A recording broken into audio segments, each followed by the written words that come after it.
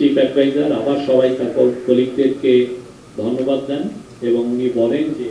ওনার last রিমার্কটা ছিল যে we are lucky people who got the opportunity to serve the nation. যে 17 তারিখে শপথ, 10টার দিকে শপথ হবে এমপিদের, এটা জাতীয় সংসদে, এবং 4টার দিকে জাতীয় সংসদের সাউথ প্লাজায়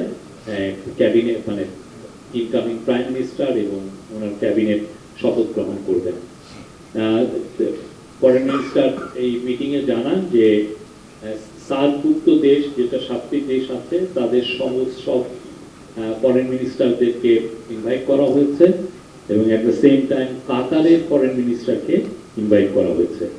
আজকে এই মিটিং এই সাউথ প্লাজায় কিভাবে এই প্রথম সাউথ প্লাজায় এই ধরনের একটা অনুষ্ঠান হচ্ছে, তো এটা অনুষ্ঠান কিভাবে পরিচালিত হবে, এটা যাতে সুন্দর সিমলেস একটা অনুষ্ঠান